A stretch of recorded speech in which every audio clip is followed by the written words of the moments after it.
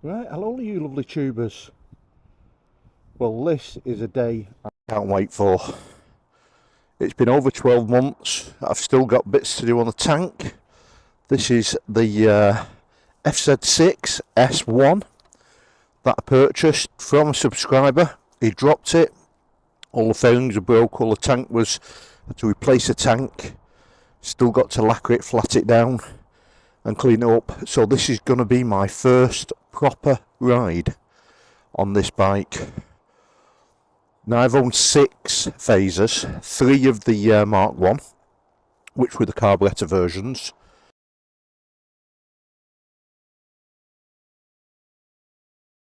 From 98 to 2001. This is a 2004 model.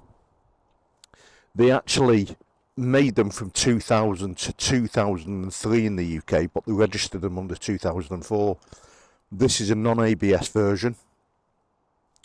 It has 95 ponies, which will take you up to a fabulous speed of 140 miles an hour, should you wish to do that. It has 43mm front forks, non-adjustable. It has a rear adjustable preload only shocker under there, which is fabulous. Now, let's just get it going, and I just love these underseat exhausts on them. So this is my first, I've been on it once, but it's my first proper ride.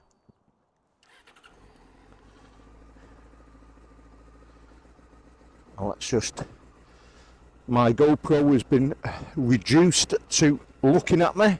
It keeps from freezing up. This bike's only done 16,000 miles, and it's got gears, people. It's not a DCT. Oh.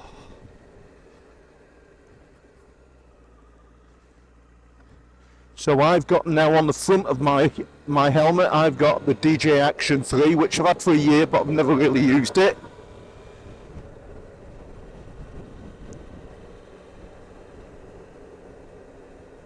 And I'm plugged in with a Type-C microphone directly into the camera, which seems to be the only way I can get it working.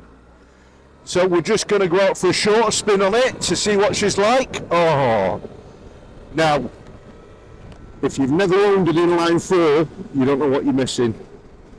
Because it is one of them, what's better, an inline 4 or a parallel twin? When you're talking motorway speeds and building up, I think the inline 4 is the winner. My personal view. Now, what I really like about this bike, this is a 20-year-old bike, so it's registered in 2004. It handles absolutely beautiful. It's 186 kilograms in weight. It has a 5.1 litre tank on it, 5.1 gallon tank on it, 23 litres. It is derived from the R6 Mark II.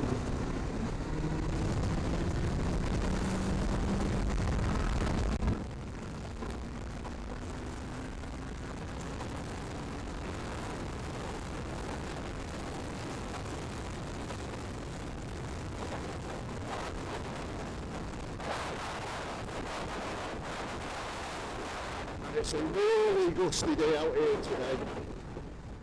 The one thing about it, you have to work it.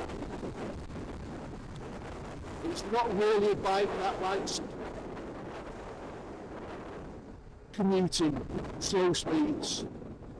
The happy hour on this bike is around about 7,000 revs up to 12,000. Then you are in happy hour.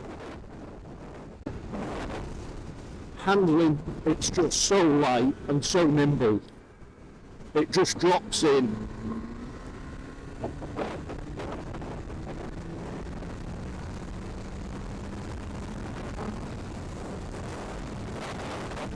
You get round about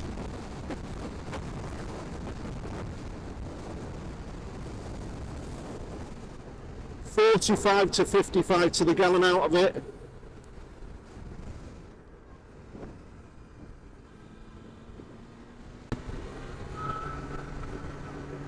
And as you can see, as soon as you rev, it's vibrating.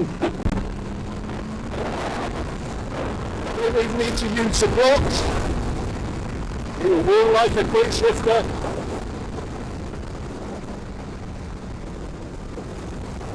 You can have so much fun on this bike.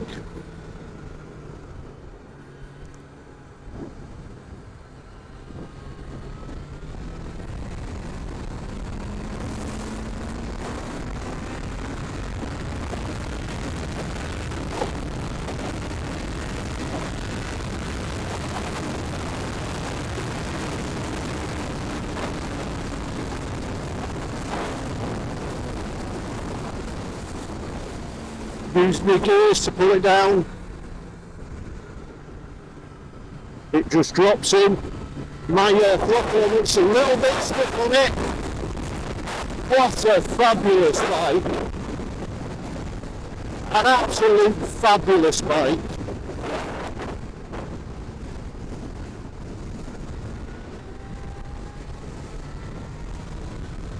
The sound of that inline four as you start winding it on. Back brake, touch on it, just drops right down and curves in. Now what we'll do, we'll slow it down a bit and we'll take it down a bit of a dirty road, our usual one. Because I had a friend that had a rough one of these and he put knobbly tyres on it and the suspension gets slated. It's a really good suspension on this bike. You can increase it, you can improve it like anything. You can improve any suspension. But for basic commuting and even a basic track day, you'd have fun on this bike. So let's go down Hollybush Lane. And this is, you know, a rough lane. But we're going to take our time and let's talk about what I love about this. What I love about old versus new. So this is an old bike. It is an injected bike. It has injection on it. It's when they really started changing bikes in 2000, 2001, started moving up, changed a lot. So what I love about it, flasher, high beam, low beam, indicators, horn, starter, kill switch. That is what I love about this bike, people. It's simple. Let's go on to the dash on it. Go again, indicators, top, left and right. Simple, great at night, you can see it clearly. Engine management light, which are there. Your neutral, which is there. Your high beam, there. And that's your immobiliser and alarm if you leave them on, the standard ones. The revs are in the middle. Look, just to the outside there, the speed is here. Your clock, your mileage, your trip. The bike is just so simple.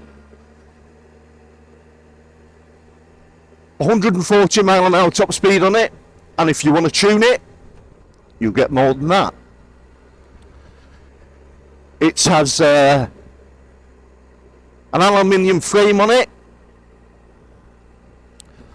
They changed this model from 2004.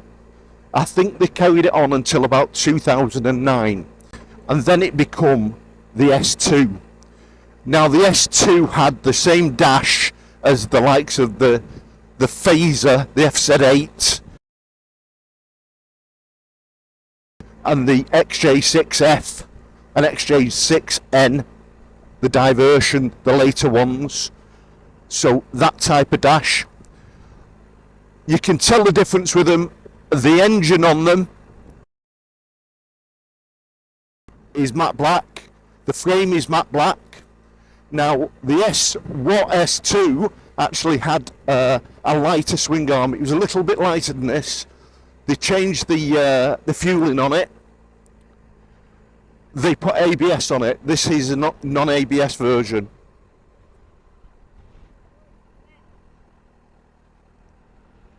Now, like we've been down here on trials bikes, you know, it can go over it. And if I want to go faster, I can do if I want. And it'll handle it. It actually glides over it. Not that I want to, because I'm on road tyres. On a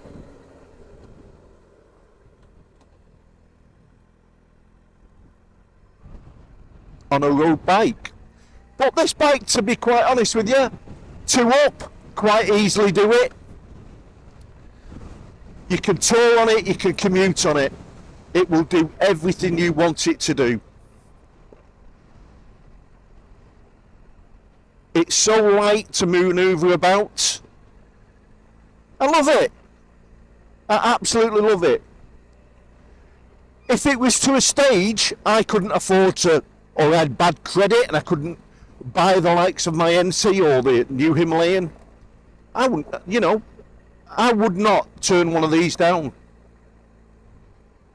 They're just absolutely fabulous.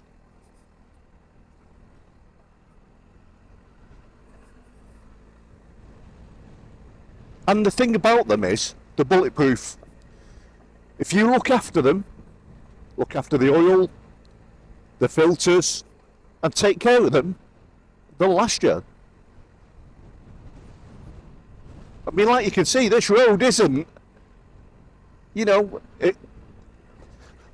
it's actually, to be quite honest with you, going over them bumps, better than the NC, and just as good as the Himalayan.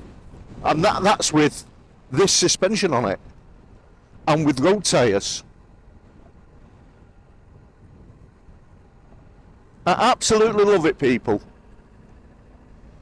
So I thought I'd do a little ride review on this. I've had it over a year, I've been doing bits and pieces to it. I've still not finished cleaning it up. There's still a little bit more to do. And it's like when you get a chance to go back on one of the old bikes that you've had, and you don't realise how good they are until they've gone and you're not riding it anymore. And then when you get back in the saddle and you just realise how much fun over the years you've had with them. I mean, I done a full year on one of these in rain, snow, sleet. It started up every morning. Absolutely love it. And for buying one, now, you know, let's get down to an aspect of, if you're on a budget, you can pick one of these FZ6s up, a poor one with higher mileage, 1,200 quid, quite easily. That's working with MOT, about £1,200. You could pick up a mint one, if it was the S2, which is a later one up to 2009, about £3,700. And I'm not being funny, this bike will do as much as any other bike that is out there on the market. It will do it. You will have smile miles with it at a cheap cost. My insurance for me on this bike is £86 a year, fully comprehensive. Now that's relevant to where you are and what your riding experience is and what you've got and how your bike's garaged. The road tax on it is £7 a month. So if you ride this bike, if you're commuting to work on it and you just ride it like this, at the speed limit, it's normal, you're going to get 50 plus to the gallon on it, and it's going to cost you next to nothing to run. A bike like this, once finished on this age, 2004, is between £2,000 and £2,700. And you'd have an amazing bike. No, it's like I say, they're a very revvy bike, they're a very short geared bike. So that's the idea with them. Them short gears keep that power going on when you get to that. When you get to that 8,000 revs on this bike, that's when this bike comes alive. I'm in 6th gear now. You can feel it in 6th gear. You think, oh, I could do with another gear there. I need a 7th gear to just smooth out that gearbox. But that's what this bike does. The faster it goes, that's when the smoother it gets. And it's like going around bends, you just drop down with it. It is an R6 frame. That's what it is, basically.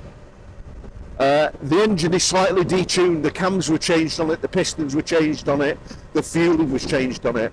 Now I've owned an R6 and R1, and I can tell you now, this is a much more comfortable bike than an R6.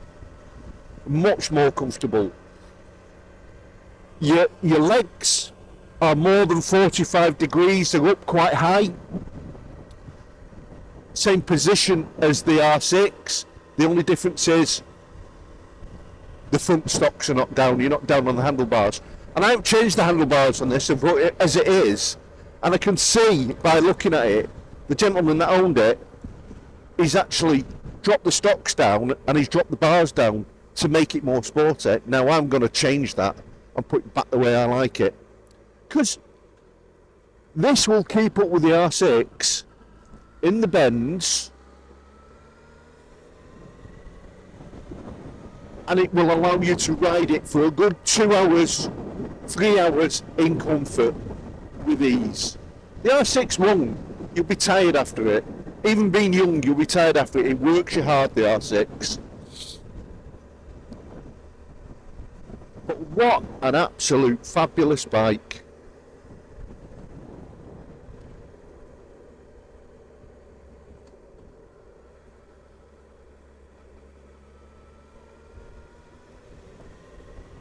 And just getting out for a little ride, even in this wind, it really handles the wind really well. And it's, like I say, it's a light bike. That fairing helps you. Round the edges here, the screen doesn't do much for you. When you ride this bike, you will get wind into your chest and upwards. I would suggest if you bought one of these to put bubble screen on it, which will take all that off you. Depending on how you want to ride it. If you just want to enjoy your riding, get on with it and do it this way.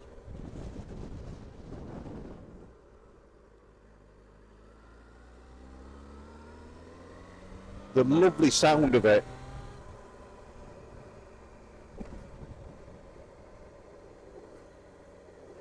And more than anything, it's even for me to ride it to see what it's like. To see if we've got any faults with it. Listen for any rattles. And there's none. There's absolutely none.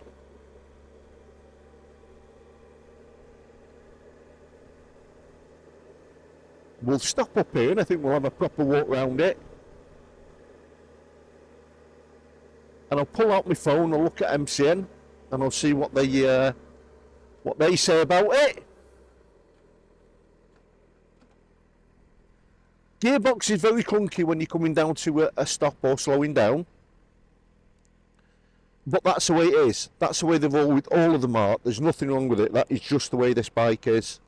Let's just get off now. Now, let us just take my gloves off. And let's have a look at her. A proper look. And this comes as well at a factory with a centre stand. You know, this is when people actually, the manufacturers looked after it.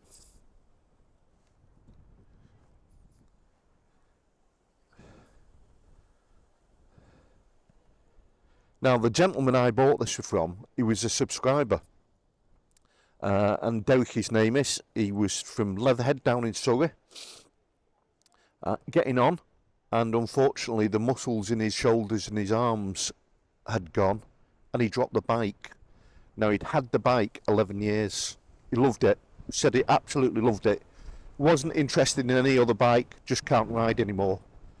So hope he still watches, because I did say once we get it up and going, you can have a look. And it was, he said, in terms of if he was going to take it to the insurance, they just wrote it off. He says, and give you peanuts for it. And it weren't too bad. The parts were these brand new fairings, which were about £60 each. The brand new front cowling, the whole lot from Fowler's was £298. How are you, mate? All right. Yeah, I'm all right, mate. I'm just walking around my bike. What is it? It's an FZ6. Yeah. Yeah, it's a Fazer. How old is this? That's a 20-year-old bike. Is it? Yeah. Good making it. They're not bad, are they? Love them to bits. It's got one of those. It's got a BMW. Oh, the big GS. Cost. See, come here. Go away now. Yeah, and do you know where that biker is? Come here, Liddy. Get him. That biker is. You can't take it to anybody else but BMW. You know, and you know, if he doesn't take it for a service, from a satellite, they can hit his bike and they put it in summit mode where it won't go over 60 miles an hour until he's stuck in and have a service. No, I think they won't be able to do that.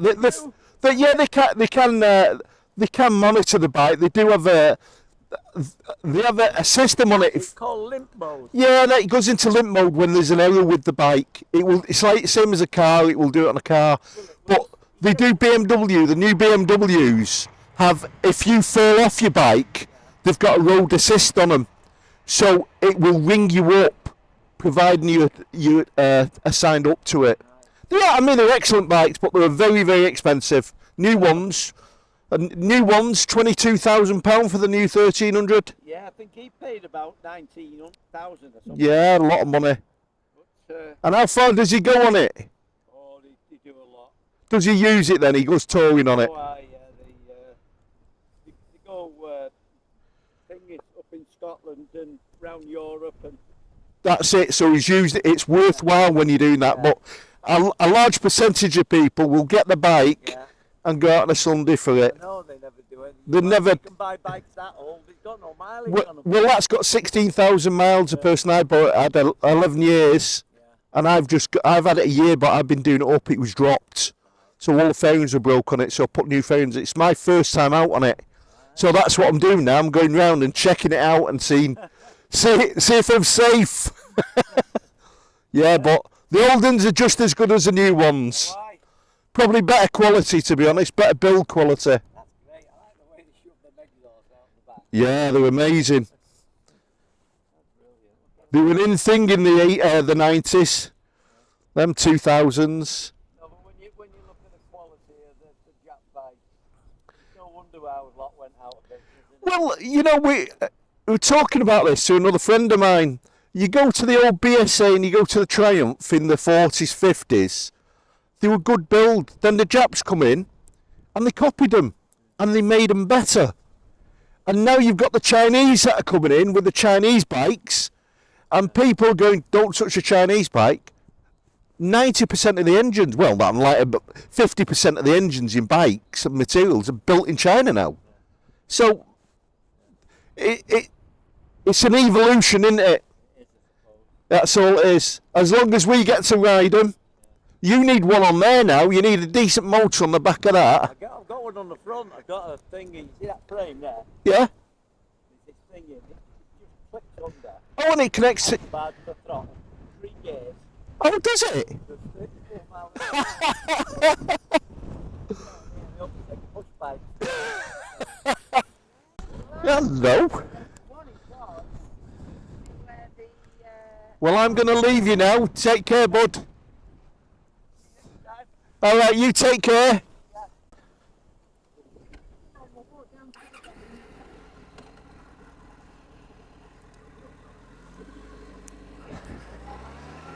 Well, that walk round didn't work out too well, did it?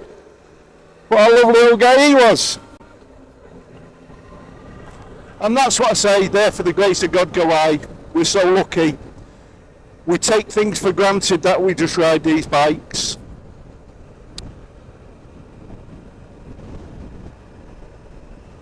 But absolutely fabulous.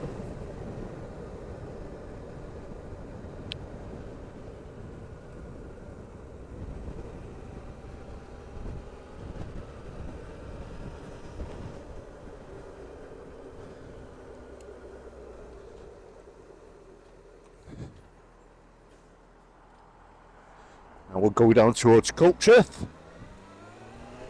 And then we'll get her home and we'll go over and just check her. But to be quite honest with you, the one fault I can find at this moment in time with it is the throttle is a bit stiff. The handlebars need rising a little bit.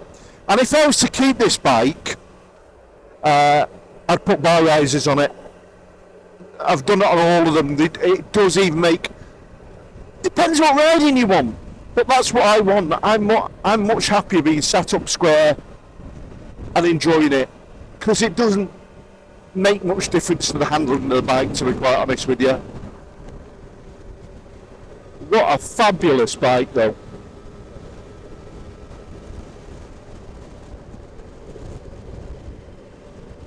And you can see 37 mile an hour and we're at 3,000 revs. Very, very buzzy bike. So even at that 3,000, there's a lot of buzziness going through the foot pegs, through the seats, and through the handlebars.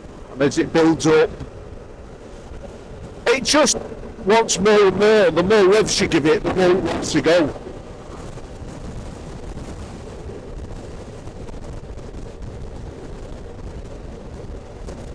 Well, we'll keep fitters are out on the dog walkers.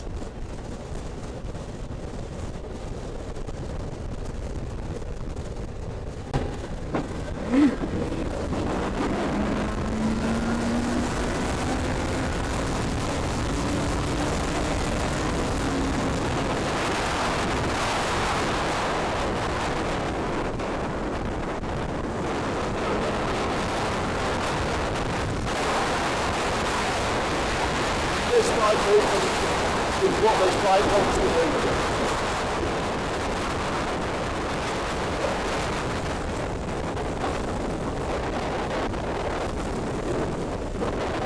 Absolutely furious.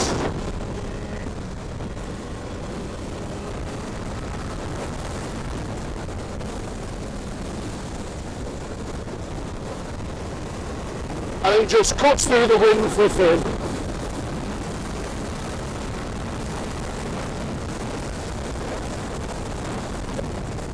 Such a crosswind coming from the left now.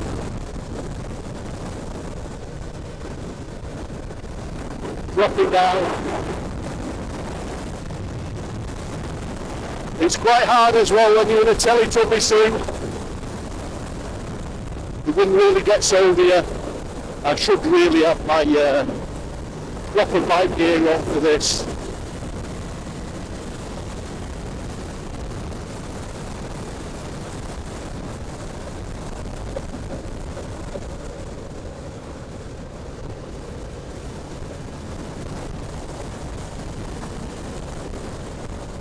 And like I say, you want a little blast on a bike? How good is that? You can have a little blast on it. It's certainly, if you've got low blood pressure, it's going to rise it. Fabulous.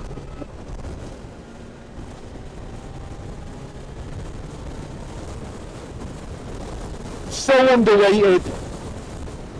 MCN called them the Toyota of the bike world. They're so far out. And that's what you have now. All these testers on these big places, They only want to get on the Super Dukes, they only want to get on the GS 1300s and compare. The normal working class person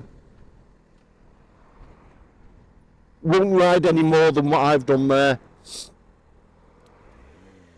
And we'll get more out of this bike than you will out of a massive 1000cc bike. That's the truth of it. You haven't got the weight on the garage trying to drag it up and down. You know, even putting your luggage on it. It's quite easy to move. It's quite easy to move about. Very, very light bike. It's a very strange bike because normally you get bikes that are they're either top heavy or bottom heavy, and this is neither. This bike actually is so well balanced.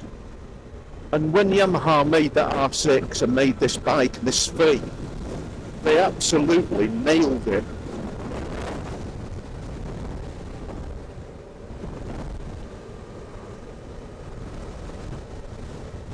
So, in the comments, would you buy one?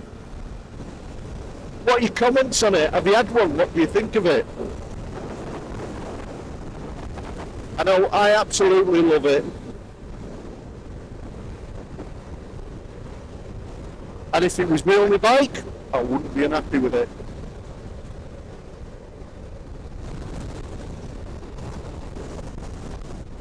And it's like there now, we're in 6 gear, people. We're in 6 on an inline 4. We're doing just under 3,000 revs.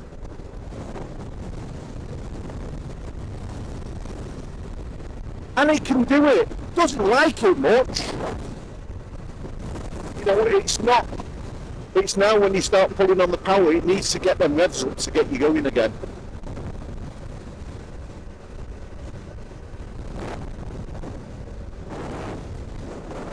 Definitely, if you want to wheelie it, it's a wheelie bike quite easily. And if you want to tune it, there's nothing more I can say about the FZ6 S. It's just a fabulous bike. This is definitely a bike in the future people will look back at. And that's 6 gear now. Rolled up a throttle. And it just glides lanes. You just want to drop it in. The thing about this bike is, you just want to drop the bike into the actual, and that's where I'm trying to look for another gear now. I'm in 6 gear, I'm actually in 10 gear.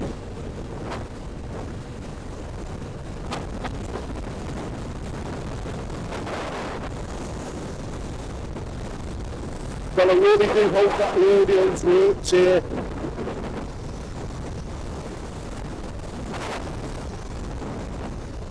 Oh, the ride on it is fabulous.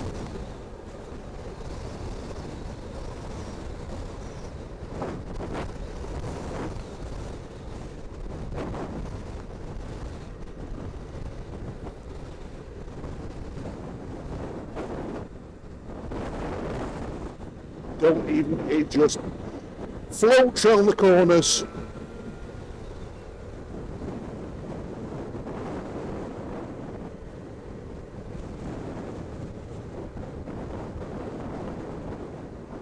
And I think by the looks of it again, my GoPro has seized up again.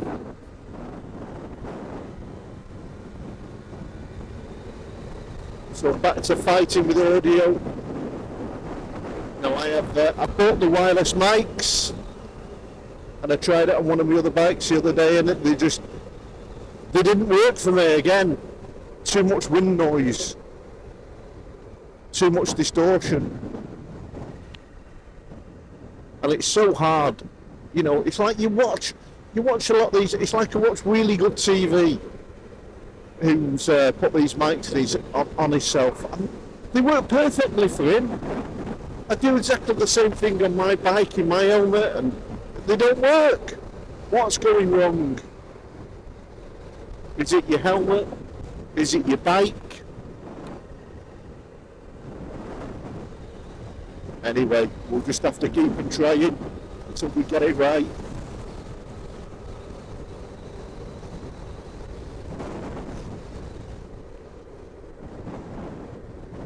So that's my lovely little test ride on the FZ6 S. And I'm going to say something. If you've never owned one, or if you've never ridden one, get a chance to ride one. Put it on your bucket list, because you'll understand then how good they are and how comfortable they are. You realise a 20-year-old bike is as good as any new bike.